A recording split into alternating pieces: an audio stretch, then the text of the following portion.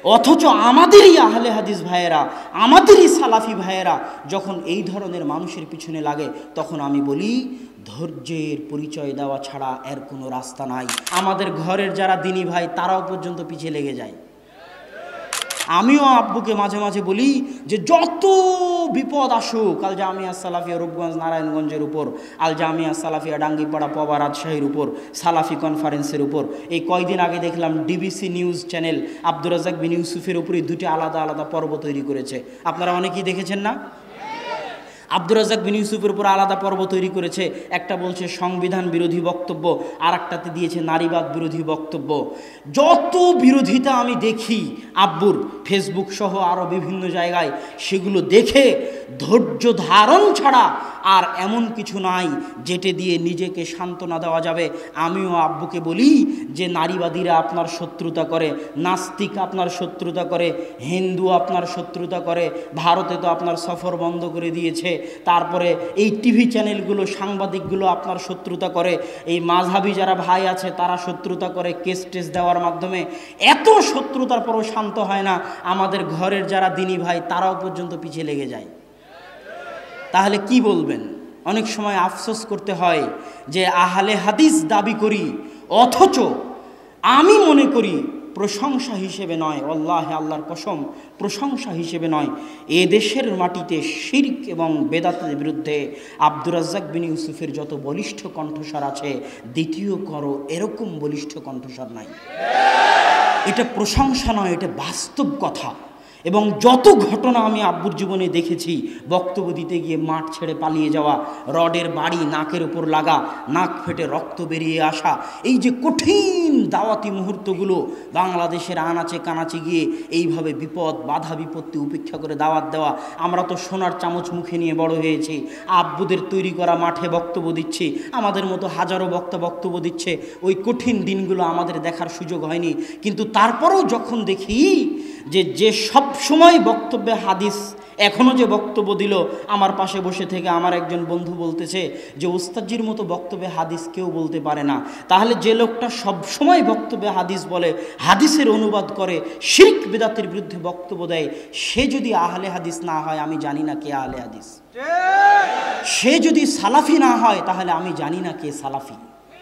অথচ আমাদেরই আহলে হাদিস ভাইয়েরা, আমাদেরই সালাফি ভাইয়েরা যখন এই ধরনের মানুষের পিছনে লাগে, তখন আমি বলি ধৈর্যের পরিচয় দেওয়া ছাড়া এর কোনো রাস্তা নাই।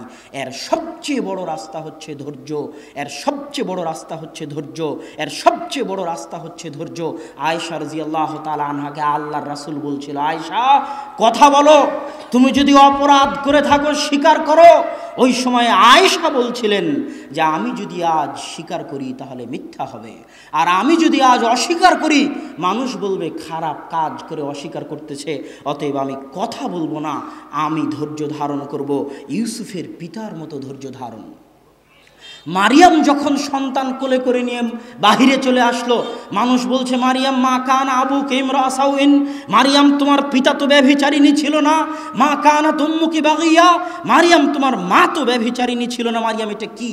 মারিয়ামকে আল্লাহ শিখিয়ে দিয়েছে কথা বলবা না, তুমি যদি কথা বলো মানুষ তোমার কথা বিশ্বাস করবে না। আশারাত ইলাইহি, তিনি বাচ্চার দিকে ইশারা করে দিলেন। তখন বাচ্চা বলছে ইন্নী আব্দুল্লাহ আতানিয়াল কিতাব ওয়াজআলানি নাবিয়্যা, আমি আল্লাহর বান্দা, আল্লাহ আমাকে কিতাব দিয়েছে, আল্লাহ আমাকে নবী করে পাঠিয়েছে। আল্লাহু আকবার। ঠিক তেমনি ইউসুফ আলাইহিস সালাতু ওয়াস সালামকে কথা বলতে বলা হয়েছিল, কথা বলেননি। জেলখানায় এক যুগ থেকে গেছেন, মুখ ফুটে কথা বলেননি, যতদিন না যারা ষড়যন্ত্র করেছে তারা যতদিন না কথা বলেছে।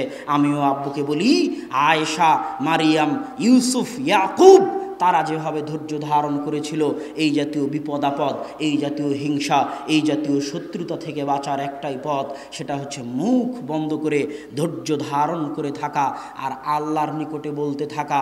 কেননা দুনিয়ার মানুষকে বললে দুনিয়ার মানুষ কোনো সহযোগিতা করতে পারবে না আল্লাহ ছাড়া।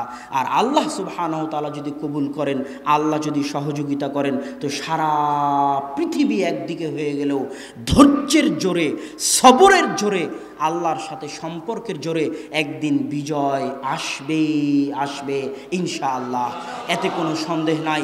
এই জন্য আমি আপনাদেরকেও বলি, মানুষের জীবনে বিপদ আসবে, প্রত্যেক মানুষের জীবনে বিপদ আছে, আপনাদের প্রত্যেকের ব্যক্তিগত জীবনে বিপদ আছে। ইন্নামা আল উসরি ইসরা, মানুষের জীবন বিপদ সংকুল, মানুষের জীবন ফুল সজ্জা নয়। প্রত্যেক মানুষের জীবনে বিপদ আসবে, কিন্তু প্রত্যেক মানুষের করণীয়, বিপদ থেকে বাঁচার জন্য করণীয় হচ্ছে তিনটে জিনিস। যে বিপদে আসুক, আপনাদের সকলের জীবনে যে বিপদে আসুক, তিনটে জিনিস দিয়ে আপনি বাঁচতে পারবেন। বিপদের কথা শোনা মাত্র হতাশ না হয়ে অজু করে 2 রাকাত সালাতে দাঁড়িয়ে যান। সবার আগে মানুষকে বলার আগে আল্লাহকে বলুন, আল্লাহ বিপদে পড়েছি, তুমি উদ্ধার করো। এই 2 রাকাত সালাত এত পাওয়ারফুল, এই 2 রাকাত সালাত এত পাওয়ারফুল, এই 2 রাকাত সালাত এত শক্তিশালী, এই 2 রাকাত সালাত এত শক্তিশালী, আমি আমার আম্মার জীবনেও দেখেছি, আমার নিজের জীবনেও দেখেছি, আর আল্লাহর রাসূল আর সারার ঘটনা তো দুনিয়ার মানুষ জানি। এই 2 রাকাত সালাতের চাইতে পাওয়ারফুল সালাত পৃথিবীতে আর নাই। যে বিপদেই পড়েন না কেন, এমপি, মন্ত্রী, মিনিস্টার, ডাক্তার, ইঞ্জিনিয়ার, পাড়া পড়োশি, সকলকে বলার আগে কাকে বলবেন? আল্লাহ সুবহানাহু ওয়া তাআলাকে বলবেন। এই 2 রাকাত সালাত আপনার বিপদ দূর করে দিবে। 2 রাকাত সালাত আদায় করার পরে আল্লাহর রাস্তায় দান করবেন, সাদকা করবেন। সাদকা মানুষের বালা মুসিবত দূর করে দেয়, এর অনেক দলিল আছে। 3, ধৈর্য ধারণ করবেন, মুখ বন্ধ করে ধৈর্য ধারণ করবেন। যতই কষ্ট হোক মুখ বন্ধ করে ধৈর্য ধারণ করবেন। পরিবেশ একদিন পরিবর্তন হবেই, পরিবেশ একদিন আপনার পক্ষে কথা বলবেই। যেভাবে নবীরা ধৈর্য ধারণ করেছিল সেভাবে ধৈর্য ধারণ করুন। এটাই সফলতার সবচেয়ে বড় মূল মন্ত্র। আল্লাহ সুবহানাহু ওয়া তাআলা আমাদের প্রত্যেকের জীবনকে সাফল্যমণ্ডিত করার তৌফিক দান করুক, আল্লাহুম্মা আমিন। এবং আমাদের ব্যক্তিগত জীবন, আব্দুর রহমান, আব্দুর রহিম সহ, জামিয়া সালাফিয়া সহ সব কিছুকে মানুষের বদনজর, মানুষের হিংসা, মানুষের ষড়যন্ত্র থেকে হেফাজত করে ধৈর্য ধারণের সাথে সামনে এগিয়ে যাওয়ার তৌফিক দান করুক, আল্লাহুম্মা আমিন। এই বলে আমি আমার সংক্ষিপ্ত বক্তব্য এখানে শেষ করছি। ওয়া আখিরু দাওয়ানা আলহামদুলিল্লাহি রাব্বিল আলামিন। আসসালামু আলাইকুম ওয়া রাহমাতুল্লাহি ওয়া বারাকাতুহু।